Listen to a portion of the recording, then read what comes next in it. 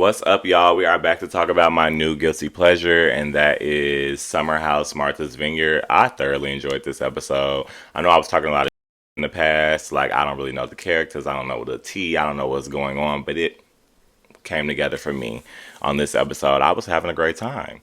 So let's get into it. So we start off like kind of where we ended last episode, and basically Amir is just giving context. Like, I turned up because I used to get bullied, and Phil was acting like a bully. I do want to note though, when Candace was talking about Portia and Giselle being bullies, y'all was like, don't say bully, don't say bully. But I didn't see none of that when this episode went off.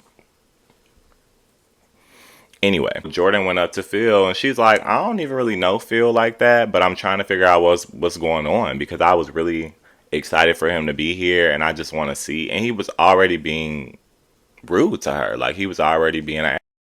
And I feel like she was very patient and she even told him like, you're not gonna curse at me, I'm trying to talk to you. So I appreciate the fact that she played that role and she was trying to go talk to him because I will be honest, like when Amir got into it with him and he was immediately like he gotta go.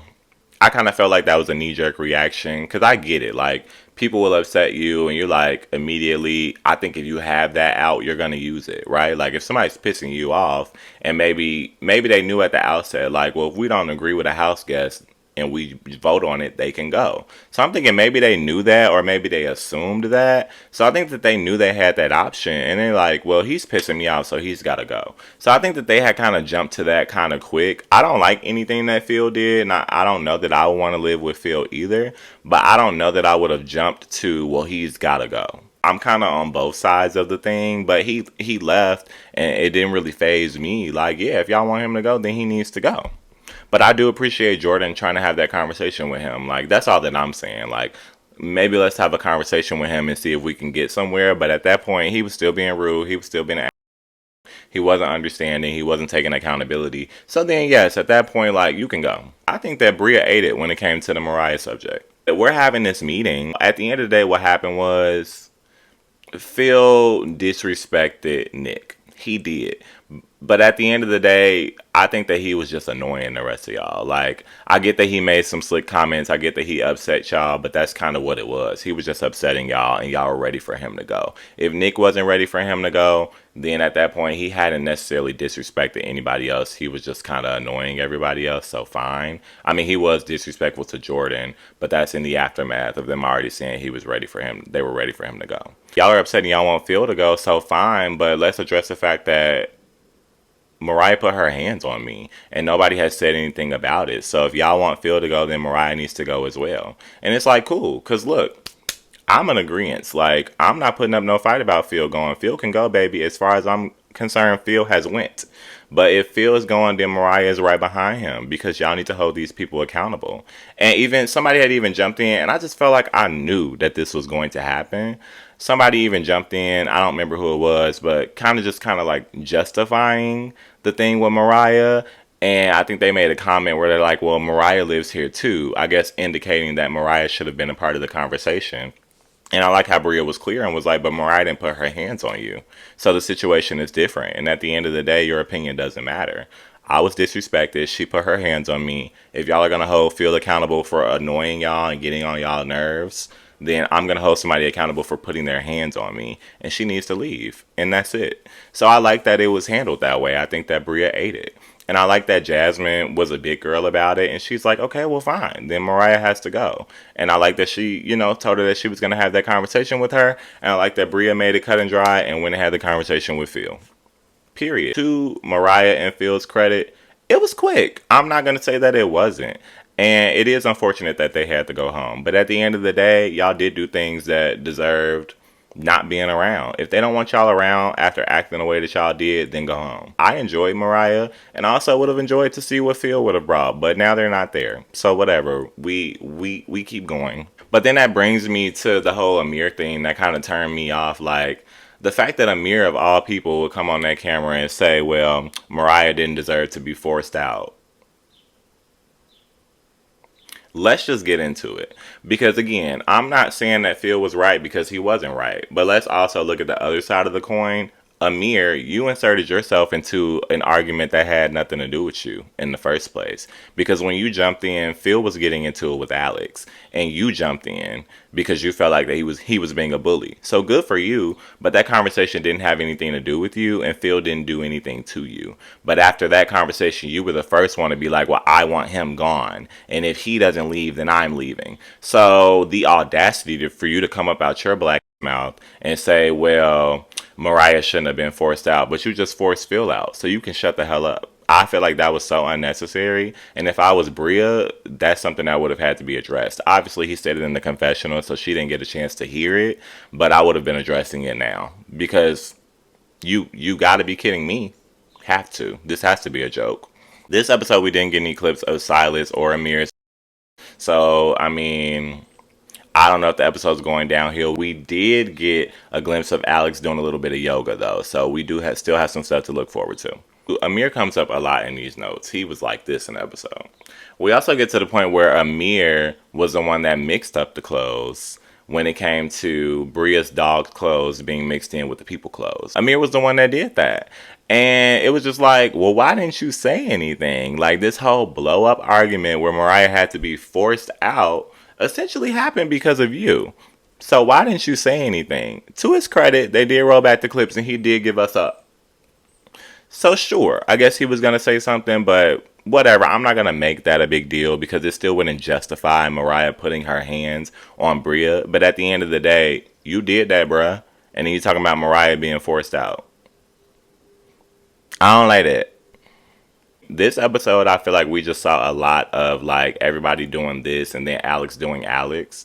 And I just enjoy seeing Alex being in his own element and doing what he got to do. He's like, oh, y'all finna go have field day? Well, I'm going to go write down some affirmations. Like, I appreciated that. I love getting the context behind who Alex is. I'm pretty sure I said in my first video, like, it's apparent that Alex knows who he is and he has intention behind everything. And I just enjoy seeing that. We also get to the point where Alex calls SHANICE out for not giving him personal space, and they showed the clip the night before where he was speaking and she was kind of like grabbing his hand and he was saying it in that moment like personal space, like he was saying it. So I didn't like how when they got in the car and they spoke about it, Jordan brought up the argument where she was like, well, say it in the moment. I thought that was bull. Like, I mean, it happened last night, babe. Like, that's not a big deal where it's like, well, he didn't bring it up in a moment. I feel like that was kind of a justification to act like nothing had happened. And at the end of the day, as shown in the clip, he did say personal space to her. And he was telling her, like, don't grab me while I'm having a conversation. And so the night late, the morning after, when everybody's presumably sober, I don't have a problem with him coming back and saying, hey, SHANICE, like, you need to learn personal space, as discussed, as per my last email. I will go and say to her credit, though, it was said in front of the group, so I can acknowledge that that may be a little embarrassing. Not only was it said in front of the group, it was said in front of cameras on national TV, so I can acknowledge that that may be embarrassing, but I don't think that the argument there is that, well, he didn't bring it up in a moment. I just didn't like the whole passive-aggressive thing that SHANICE was doing after that, like, well, personal space, like saying it back to Nick because he felt some type of way. I don't think that that's something to joke about. It's like, I mean, that's serious. Like, don't be grabbing on people, don't be touching on people without consent. And if somebody's asking you for personal space, then they want personal space. I don't agree with mocking him for that, but I like that they eventually got to have a conversation about it. I don't know how genuine it was. I don't know how much it'll push the needle further. I don't even know if it'll come back up. But I just felt like it was childish, her being very just passive aggressive about it. I thought the scene where they did the field day was hilarious when they chose Jasmine last. Jasmine wasn't too much of a read in this episode, but I thought that that was funny. And I do want to give Jasmine her props. I think that she has calmed down a lot. I don't know if it was like first episode, we just got here type of thing. I don't know if they told her to chill. I don't know if she told herself to chill. But nonetheless, she has calmed down quite a bit and I'm enjoying her. But I was also enjoying seeing her get picked last for for the field day. I thought that was funny. It was funny. And, you know, no shade. Cringe moment though, back to Amir. Those pictures of him running or simulating a run on that beach, and who took those? Because I would have been like, Amir, absolutely not. I'm not doing that. Especially if you're going to. I probably would have started doing it for him, but then that little run that he started doing, I would have been like, you know what? I can't even do this. I have to go. Oh, I kind of hate it for Nick to have to bring this up, but the whole thing about Shanice being in this blog and being a stalker, but they gave that so much light, baby. They interviewed everybody about it. They said, let's get some background stories. What do you know about this lady, Shanice? And they asked Shanice about it, baby, and she was like, you could tell, like, well, it felt like she felt like nobody was ever gonna know anything about that. But one of them said that it was on the Breakfast Club, which I'm like, well, damn. Like, now I need to do my research and see who this actor or up and coming actor, as Shanice called it, is. Because what is the tea on that? But, I think that's unfortunate. Like, I don't think anybody deserves to have that come out. But, baby, I guess we are on TV. I mean, I think she handled it well.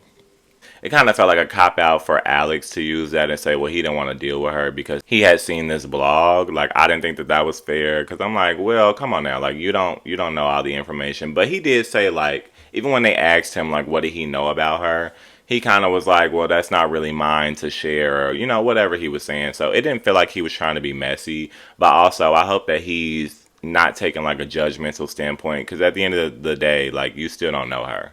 You can still have caution without, being judgmental about other people. So I hope that he doesn't take that standpoint. I'm just enjoying watching this group of young black people be young black people. Like that point when those flock of birds came and then Jasmine made that face like, okay, y'all, let's go. That was hilarious. Another black people moment when they were in the kitchen, they were cooking, and that food looked really good. But when they were talking about the macaroni and cheese, Amir asked Preston, does he put breadcrumbs on his mac and cheese? And immediately Preston was like, no, I'm black. That was hilarious. I also really enjoyed Preston this episode. Like, as we're getting further into the episodes, Preston and Jasmine, I'm really warming up to them. I'm enjoying them. A really interesting part that I was so happy to see, I don't know if I should say happy, but not happy because it was happening. Happy because we got the dynamic. I'm a dynamics girl. The Jasmine versus Silas of it all, and them talking about the fact that, well, they met during the pandemic, and basically they got married pretty quick, and Silas didn't really get to see the outside with her friend Jasmine. That was so interesting, and it was context that we desperately needed, like, about that relationship, because they do sometimes feel very robotic. Jasmine just always feels a little awkward as it pertains to her relationship with Silas. So it was nice to see that dynamic and that difference of their mindsets and their perspectives. And it's cool to see Jasmine with her homegirls and them explaining like, baby, like, we met in the club. Okay, we are club girls, babe. Like, come on, this is what we do. Like, what's the tea? What's your issue, Mr. Silas? But I'm gonna have to go with Silas, though, when he was talking about the, like, well, if you're out, like, you shouldn't be getting free drinks. Because at the end of the day, Jasmine's intention is one thing, but Silas's feelings are another.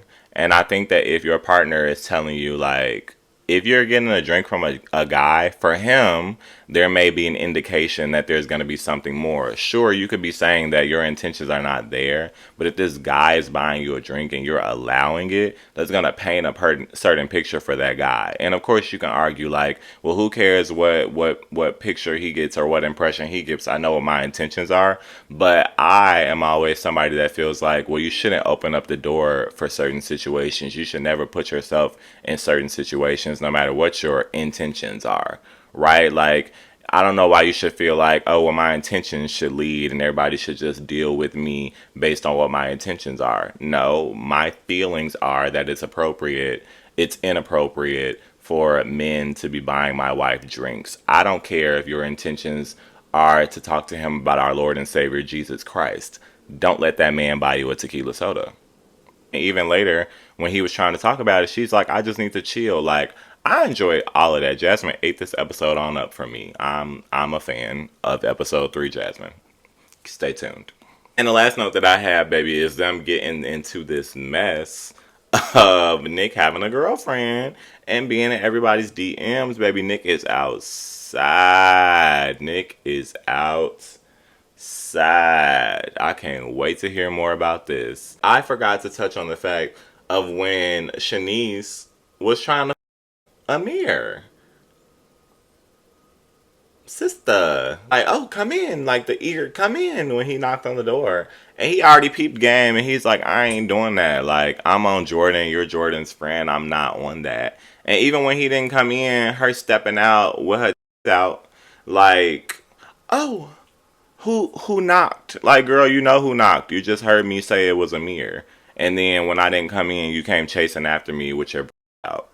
Like, what are you doing? It's just very thirsty. And then even while having this whole dialogue with him, she said 3 times, like, oh, sorry for having my out. Like, girl, you're weird. And I hate to say that in the context of what we just talked about, but that's weird. Don't do that. Go take your shower and relax. I really enjoyed this episode. I was disappointed to see Mariah go, and I think it's unfortunate that Phil couldn't be in the fold and we couldn't get to know him more, but I understand completely why both of them are gone.